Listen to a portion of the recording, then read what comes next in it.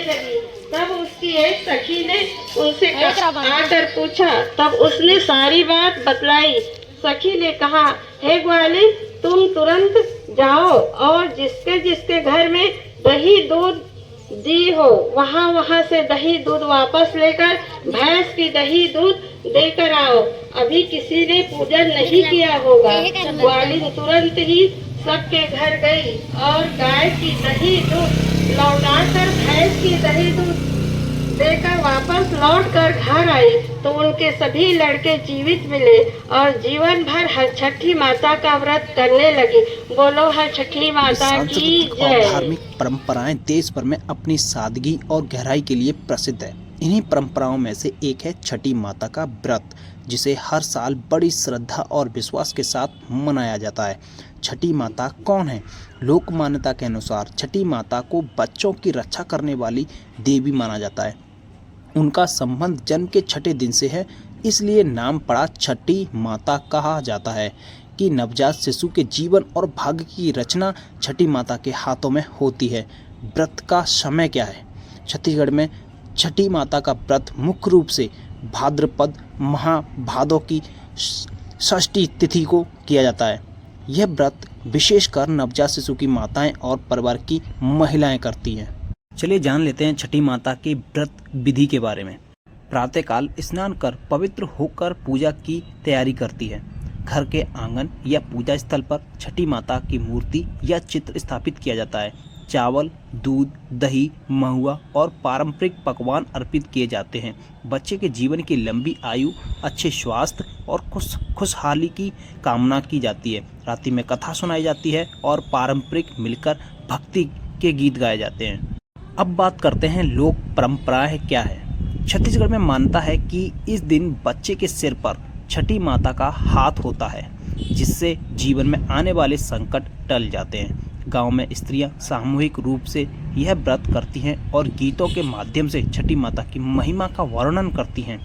कई जगह पर विशेष मेला भी लगता है, जहां महिलाएं पूजन सामग्री खरीदती हैं। चलिए जान लेते हैं धार्मिक और सामाजिक महत्व क्या है। छठी माता का व्रत न सिर्फ धार्मिक आस्था से जुड़ा है, बल्कि यह समाज में बच्चों के महत्व और मातृत्व की शक्ति का भी प्रतीक है। यह त्यौहार परिवार को एकजुट करता है और बच्चों के भविष्य के लिए सामूहिक प्रार्थना का अवसर देता है। छत्तीसगढ़ की परंपराओं में छठी माता का व्रत एक गहरा आध्यात्मिक और भावनात्मक त्यौहार है। यह विश्वास दिलाता है कि आस्था और संस्कार मिलकर जीवन को सुरक्षित और सुखमय बना सकते हैं। दोस्तों, आज का हमारा ब्लॉग अगर आपको अच्छा लगता है तो प्लीज़ वीडियो को लाइक कर दीजिए और चैनल को अभी तक आपने सब्सक्राइब नहीं किया तो प्लीज़ सब्सक्राइब भी कर लीजिए। तो यहाँ तक गाइस आपने इस वीडियो में सुन ही लिया होगा छठी माता व्रत के बारे में कि छठी माता का व्रत क्यों महत्वपूर्ण है, क्यों ये माताएं जो हैं छठी माता का व्रत करती हैं, क्यों ये उत्तर भारत में सबसे ज़्यादा प्रसिद्ध है, क्यों इसकी ज़्यादातर मान्यता हैं। और यहाँ पर आप देख रहे होंगे कि छत्तीसगढ़ के अंदर ये सबसे ज़्यादा मनाया जाता है। हालांकि ये उत्तर भारत में भी मनाया जाता है, लेकिन बिहार साइड में भी ये छठी माता का व्रत महिलाएं करती हैं।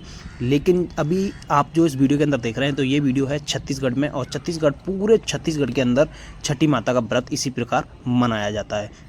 यहाँ पर नए नए पकवान बनाए जाते हैं छठी माता के लिए, और यहाँ पर आरती की जाती है छठी माता की, यहाँ पर कथाएं सुनाई जाती हैं। सभी महिलाएं अपने अपनी जो भी कथा होती है, अपने जो भी कुछ बारे में बताना है छठी माता के बारे में, वो यहाँ पर बताती हैं।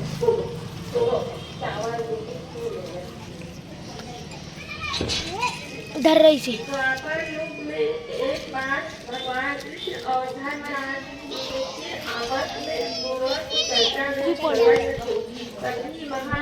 अभी इधर भी रवि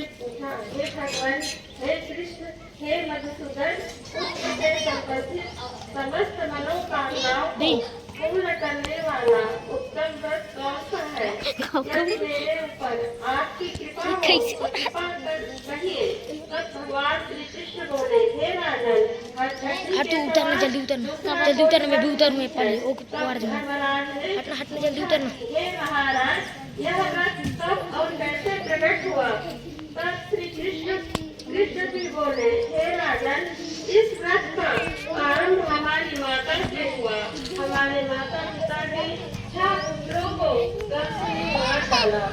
तो माता देवी एक दिन अत्यंत उदास होकर बैठी हुई थी।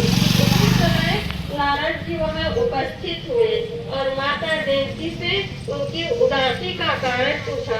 तब माता देवकी ने नारद जी को अपने पुत्रों के नष्ट होने की बात बताई। श्री नारद जी ने कहा, हे बेटी, उदास मत हो, हर छठी महारानी का व्रत करो। देवकी ने महिमा पूछा तो नारद जी ने एक प्राचीन इतिहास सुनाया। आर्यवर्त में एक महान प्रतापी राजा हुआ जिनका नाम चंद्रवत था। उनको एक ही पुत्र था।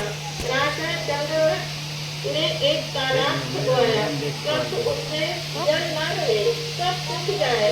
रणदेव ने स्वप्न में दर्शन किया और कहा, हे राजन, आपने पुत्र की बलि दोगे तो तालाब में पानी आ जाएगा। राजा ने मंत्री व सभा संतों को रात्रि का स्वप्न सुनाया और कहा, तालाब में पानी रहे या न रहे, पर मैं अपने इकलौते पुत्र की बलि नहीं दूंगा। इस बात को राजकुमार ने सुना और कहा, मैं स्वयं बलि हो जाऊंगा। जिससे मेरे पिता महारानी की पूजा की। पूजा के बाद राजा का लड़का तालाब से निकलकर खेलने लगा। राजा रानी ने जब समाचार सुने तो बड़े प्रसन्न हुए और लड़के को अपने घर ले आए। तब से प्रतिवर्ष रानी हरछठी महारानी का व्रत करती है। बोलो हरछठी महारानी की जय।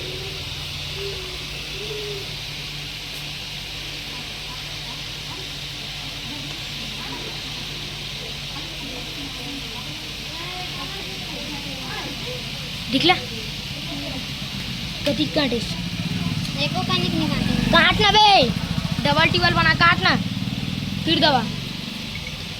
काटने नहीं जाएंगे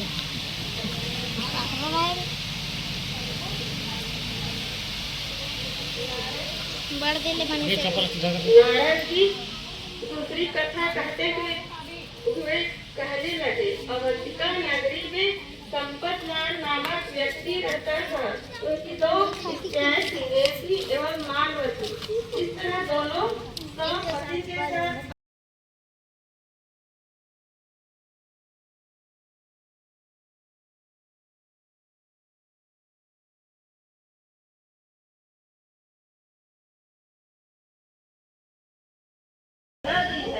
मानवती पिता को अस्वस्थ सुनकर दुखी हुई और अपने पुत्रों को रेवती को सौंपते हुए कही, बहन, मैं अपने पिताजी को देखकर आती हूँ। तब तक तुम मेरे पुत्रों को ध्यान रखना। ऐसा कहकर वह चली गई। इधर रेवती ने अपने पिताजी को स्वस्थ देखकर चकित रह गई। पिताजी पानी पीना, काट ना। मैं अब अपने घर जाती हूँ। तब माता ने कहा, पुत्री, आज हरछठी व्रत है, इसलिए व्रत बनाते हैं श्रद्धा से पूजा व प्रार्थना की। हे हरछठी देवी माता, मेरे दोनों बच्चों के ऊपर कोई आपत्ति न आए, उनकी सहायता करना, उन्हें दीर्घायु रखना। दूसरे दिन पिता की आज्ञा से अपने घर के लिए चली। कभी रास्ते में गांव के बाहर अपने दोनों बच्चों को खेलते देखकर आश्चर्य में डूब गई कि उन्हें यहाँ कौन आया। तो बच्चों ने बताया, हे माता, रेवती माता ने हमें मार कर यहाँ फेंक गई थी। एक दूसरी माता आकर हमें जिंदा कर गई। मानवती हरछठी देवी की कृपा मानकर बच्चों को लेकर अपने घर पहुंची। रेवती और अन्य स्त्रियों ने आश्चर्य माना और मानवती से सारी बात उस दिन से सभी स्त्रियां हरछठी माता का व्रत करने लगी। बोलो हरछठी माता की जय।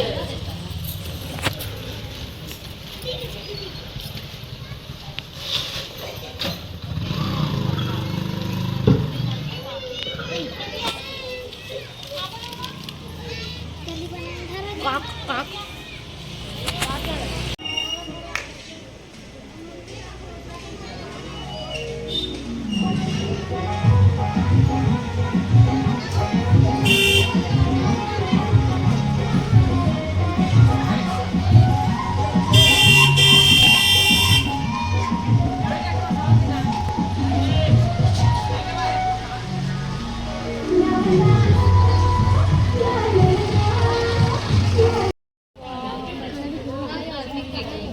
दो